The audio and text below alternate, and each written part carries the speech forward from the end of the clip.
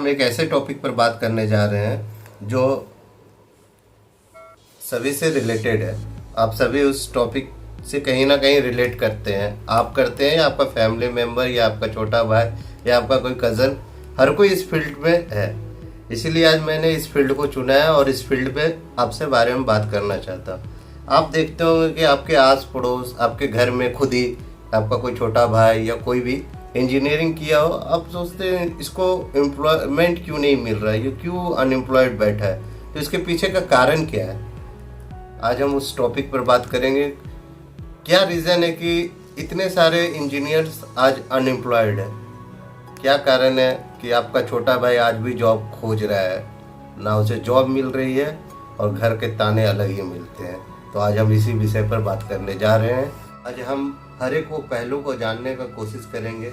क्यों भारत के इंजीनियर इतने पीछे रह गए, क्या कारण थे इसके इतने पीछे रहने के।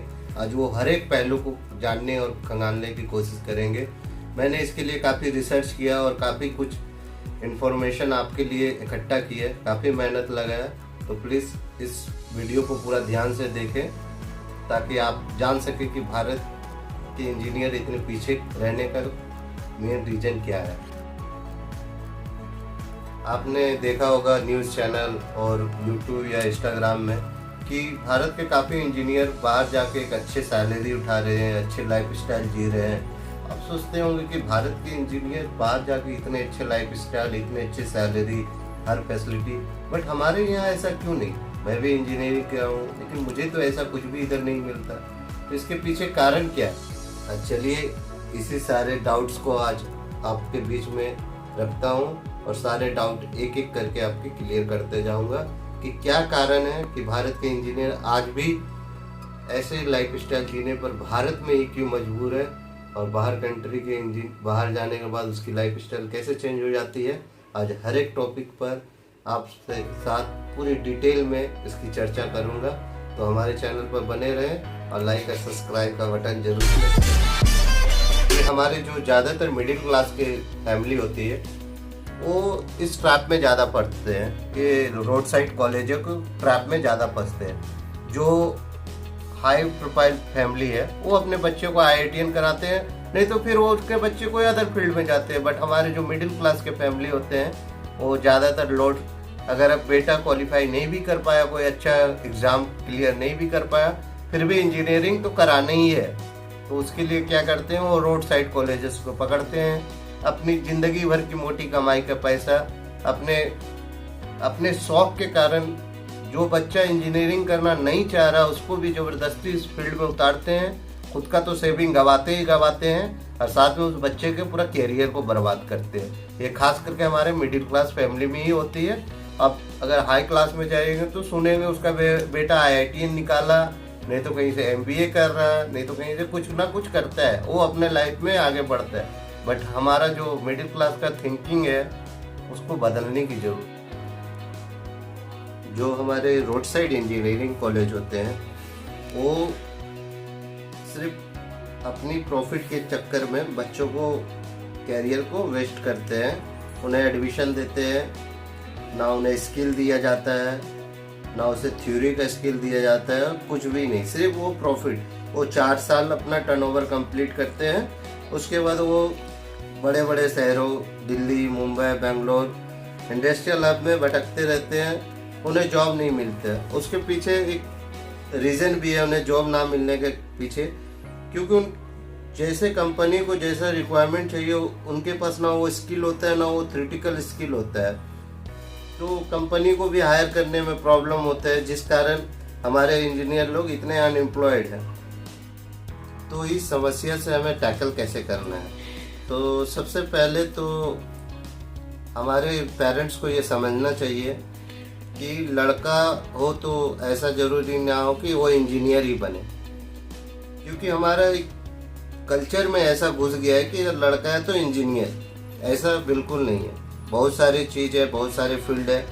अगर ऐसा हर कोई अपने इंटरेस्ट पर अपना फील्ड चुने तो शायद इतना अनएम्प्लॉयमेंट नहीं होगा, क्योंकि लोग अपने पड़ोसी के डर से, अपने माँ बाप के डर से ना चाह के भी इंजीनियरिंग कर लेते हैं। उनके अंदर कोई पैशनेट नहीं होता है, ना कोई इंटरेस्ट होता है। कहीं फिर भी वो कर लेते हैं किसी तरह। 4 साल वो सोचते हैं कि 4 साल काट के कहीं जॉब लेके अपना लाइफ सेटल होगा, बट इसका अपोजिट हो रहा है, क्योंकि हर कोई इसी तरह का थिंकिंग में जीने स्टार्ट कर दिया।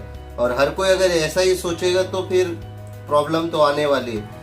अगर हर कोई एक ही रेस में दौड़ेगा तो फर्स्ट आने के चांसेस काफ़ी कम है। इसलिए सभी को अपना अपना फील्ड चुनना चाहिए, वो जिस फील्ड में बेटर है उसमें जाना चाहिए, ताकि भारत भी इसके साथ साथ ग्रो करे और वो खुद भी अपना करियर को ग्रो कर सकता है। वो किसी और को देख के वो इंजीनियरिंग कर रहा तो मैं भी कर लूँ।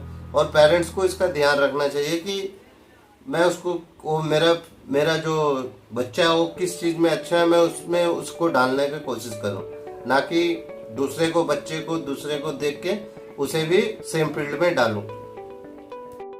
जैसे कि अभी आप जान रहे हैं कि टेक्नोलॉजी कितना इम्प्रूव हो चुका है, बट हमारे अभी इंडियन में क्या है कि सेम टेक्नोलॉजी चल रहा है, वो पुराना वाला ही टेक्नोलॉजी अभी भी कॉलेजेस स्कूल में फॉलो होता है।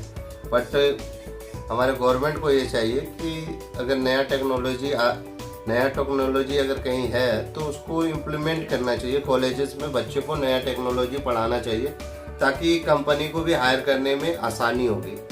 अब सेम पुराना टेक्नोलॉजी से कुछ भी नहीं।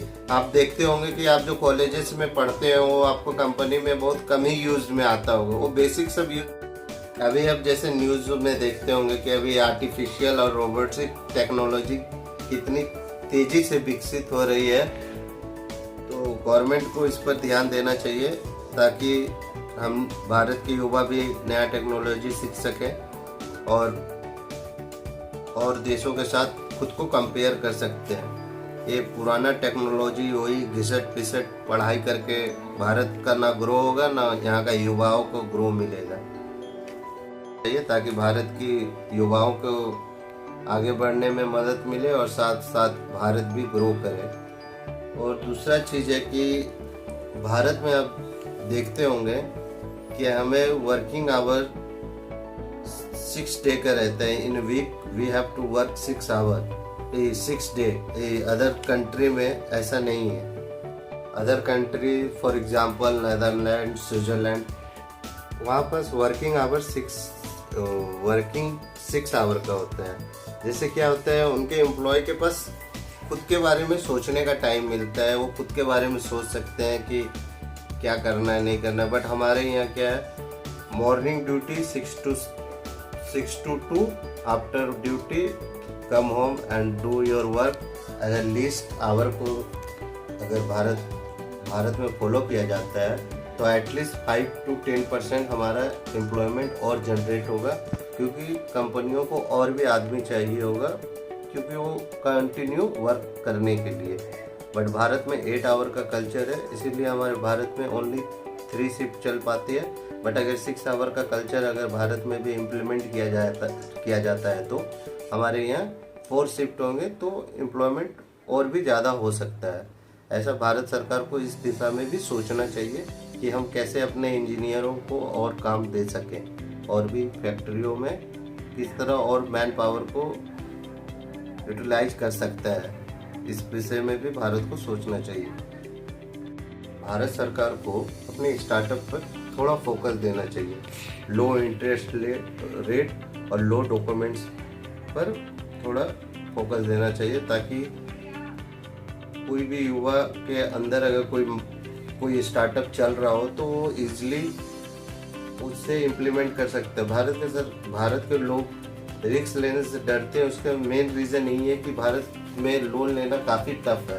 अगर आप कोई छोटा मोटा भी लोन लेने जाए तो आपको काफ़ी डॉक्यूमेंट्स मांगा जाता है, और उसके ऊपर इंटरेस्ट रेट भी इतना ज़्यादा होता है कि वो फिर अपने स्टार्टअप को भूल जाते हैं और कहीं छोटे मोटे जॉब करके अपनी परिवार की ज़िंदगी चलाते हैं। इस चीज़ में भारत सरकार को सोचना चाहिए, ताकि कुछ ऐसा सुविधा लाना चाहिए कि कोई भी युवा अगर अपने आप को स्टार्टअप में लाना चाहता है तो इजीली ला सकता है, बिना किसी दबाव के और बिना किसी प्रेशर के वो अपना बिजनेस को ग्रो कर सकता है। बट इतना डॉक्यूमेंट्स, इतना वेरिफिकेशन के कारण युवा चाह कर भी अपना एम और अपना गोल को अचीव नहीं कर सकते, और वो भारत की इस खराब सिस्टम के कारण अपने आप अपना कैरियर को वेस्ट कर देते हैं, किसी निजी कंपनी में अपने पूरी ज़िंदगी को बर्बाद कर देते हैं और दूसरे के लिए खटते रहते हैं ज़िंदगी भर।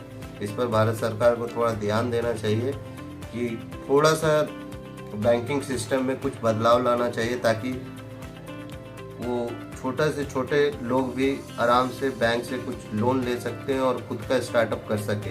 इस पर भारत सरकार को ध्यान देना चाहिए। तो अब ऐसा टाइम आ गया है कि भारत में जॉब करने वाले से ज़्यादा जॉब देने वाली की ज़रूरत होगी, क्योंकि हमारा आबादी चीन को भी कुछ साल बाद पीछे छोड़ने वाला है। इसलिए भारत सरकार को स्टार्टअप पर काफ़ी ज़्यादा ध्यान देना चाहिए।